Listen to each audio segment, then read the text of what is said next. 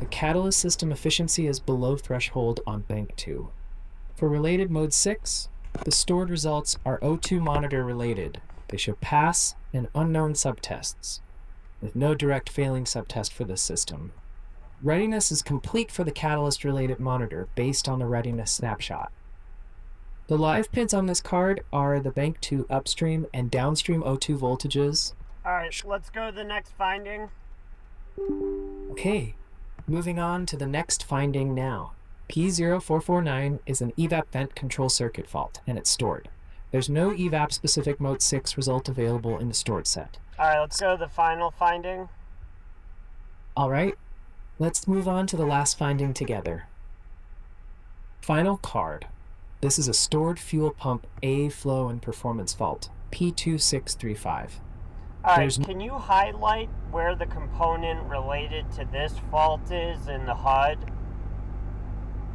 Let me pull up that area in the HUD so you can see what we're talking about. The fuel pump module is highlighted in the HUD now. You should see the camera zoom to it with a beacon on the component. If you want, I can switch focus to related parts next. Can you configure monitoring the related PIDs? Got it. I'll set up monitoring for the relevant signals now. Monitoring is set for short-term and long-term fuel trims, mass airflow, and RPM. How about fuel rail pressure? Good call. Fuel pressure is important. I'll check what pressure signal is available to monitor. Yep, fuel pressure is available. I added both fuel pressure and direct fuel rail pressure to the monitoring set, along with trims, MAF, and RPM. We're watching the right signals for a fuel delivery issue now.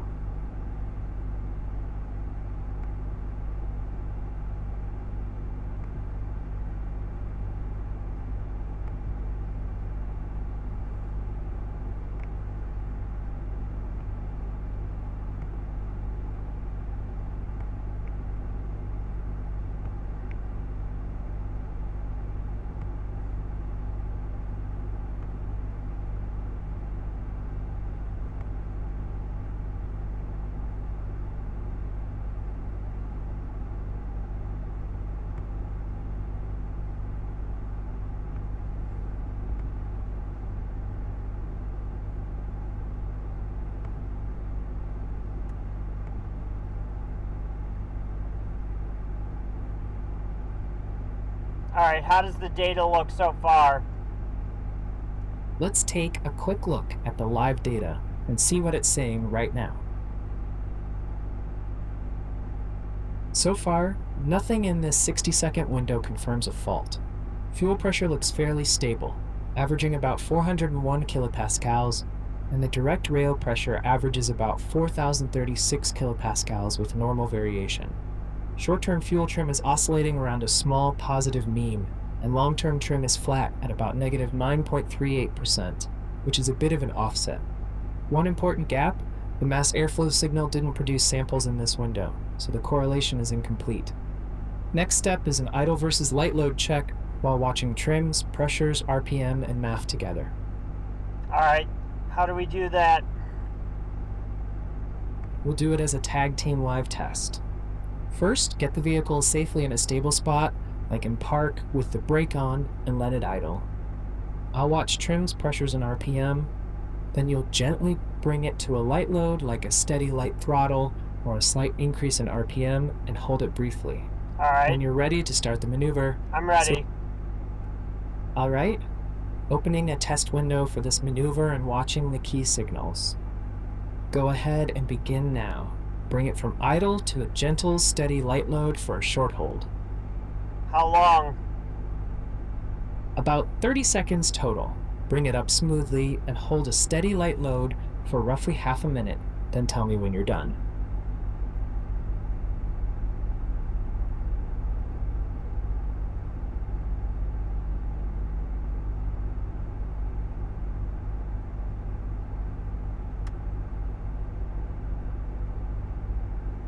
Okay, I'm done.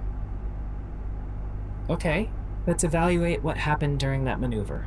Here's what the maneuver showed. Fuel pressure stayed basically steady compared to baseline, so it didn't collapse under light load.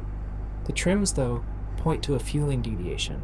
Short-term averaged about negative 1.3%, and long-term around negative 9.2%, and that combined trim drifting past about negative 10% means the ECU is pulling fuel. That fits a rich correction, not a classic pressure too low under load picture. We still have a gap because mass airflow and direct rail pressure didn't return data during the test window. Next move is to chase why trims are biased, like a sensor input or control issue, then recheck with a complete data set.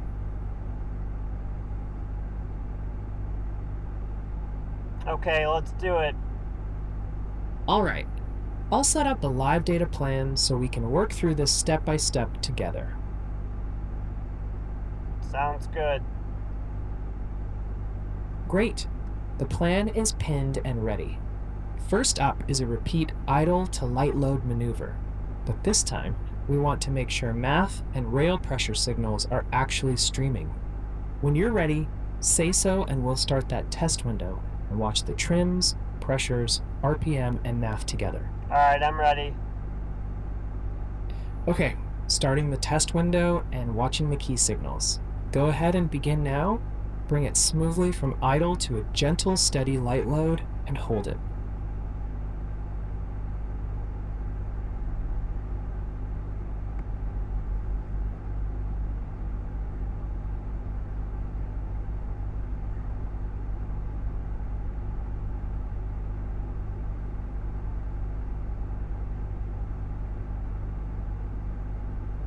Okay. Did you add the other PIDs to the monitor data? Yes. I added fuel pressure and direct fuel rail pressure, and mass airflow is included too. If those PIDs still show up with no data, that's likely because the vehicle isn't streaming them during this window, not because they weren't requested. Keep going with the maneuver, and when you're done, I'll analyze. I'm done. Alright, let me evaluate the data from that run. Let me adjust the monitoring setup so the airflow signal actually streams. That run didn't produce any new fault finding. Fuel pressure stayed steady compared to baseline, so it didn't sag under light load. Short-term trim hovered near zero, and long-term trim stayed around negative 8.9%, still a rich correction bias, but not getting worse. We still have a gap. MAF and direct rail pressure again produced no samples in that Hold window. on. Got it. I'm digging into the map and... No rush. Take your time with it. If you want, I can focus the twin on the MAF sensor area, or once you're ready... Yeah, let's take a look at it. Alright, let me pull up the MAF sensor area so you can see it clearly in the HUD. Alright, so we've got readings for the mass airflow sensor. It's reading 4.8 grams per second. Nice. 4.8 grams per second is a reasonable ballpark at a warm idle on a Do you V6. see it? I can't see the physical gauge. No, do you see the readings for the mass airflow now that you've highlighted it? Let me take a moment to check whether that signal is actually coming through in the live data. Yes, I see it now. The MAF is reading about 4.81 grams per second, and it's fresh. I also see fuel pressure around 405 kilopascals and direct rail pressure around 4,080 kilopascals. RPM is roughly 598. Alright, so do you want to do that test one last time? Yeah. Let's run it once more and see if the signals stay consistent.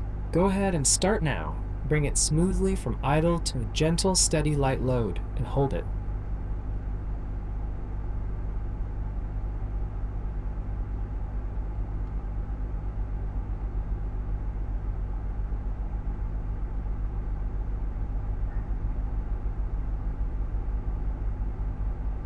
Alright, I'm releasing. Okay. I'll check where the test window stands and report what the signals are doing. Got it. I'm going to analyze the captured window now. That final run gave us a clearer picture. MAF and RPM rose together, which is what we want to see under a light load. Fuel pressure stayed steady, so it didn't sag like a weak pump flow issue. The big finding is the trims. Combined short-term and long-term fuel trim is about negative 11.3%, which means the ECU is pulling fuel. That's a real fueling deviation, and it points more toward rich correction behavior than a simple can't supply fuel pump flow problem. If you want, next we can check pump control and electrical integrity, or look for inputs that could bias fueling like sensor issues before we move to repairs.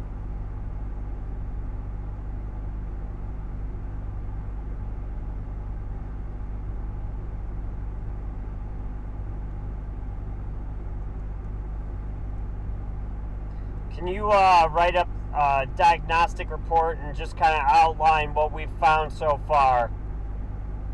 Got it. I'll generate a quick write-up with what we've seen so far. The report is generated and open in the report workspace. In short, fuel pressure stayed steady under light load. MAF rose with RPM as expected, and the main issue is the ECU pulling fuel with combined trends around -11%, which points to a ridge correction rather than a clear fuel starvation problem. It's saved locally, and the shop history sync has started in the background. Alright, so how about we take a look at the P0430 code now. Let's reset the PIDs we're monitoring and start tracking what we need to for that code. Okay, let's set up a clean slate and focus on the signals that matter for that code. All set. Monitoring is reset and focused on the P0430 evidence. Bank 2 upstream and downstream O2 voltages, short-term field term for Bank 2, and RPM. Next, we can do a steady 2000 to 3000 RPM hold or a light load drive and watch how the upstream and downstream O2 signals relate. If the downstream closely mirrors the upstream, that supports a catalyst efficiency issue. If the downstream stays relatively steady and doesn't track the upstream, that's more consistent with a healthy catalyst. Can you highlight the O2 and catalyst on the twin?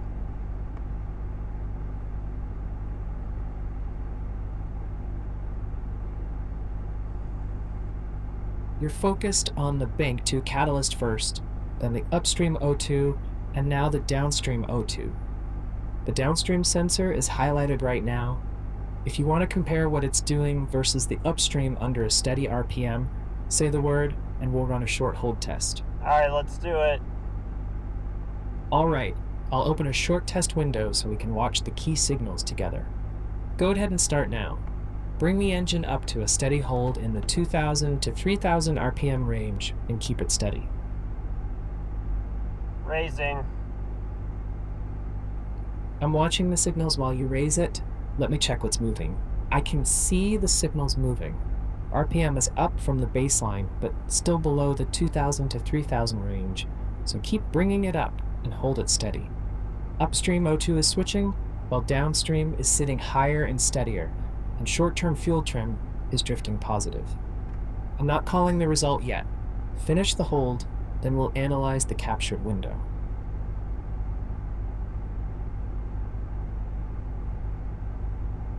Alright, I'm gonna release.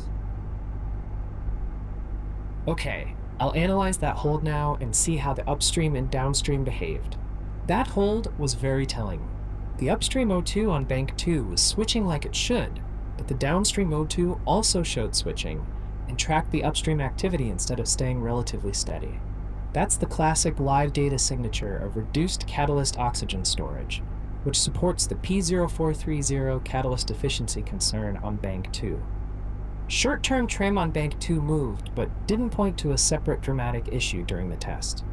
If you want, the next step is to combine this with a quick inspection for exhaust leaks around that Bank 2 converter and sensor area. Then plan the repair based on what you see. So, most likely that catalyst needs to be replaced? Most likely, yes. The live test showed the downstream O2 on Bank 2 mirroring the upstream instead of staying relatively steady, which is a strong sign the catalyst isn't storing oxygen properly. That lines up with a P0430 efficiency problem.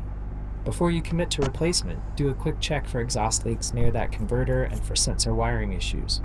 If those are clean, the catalyst becomes the primary fix. Are you picking up?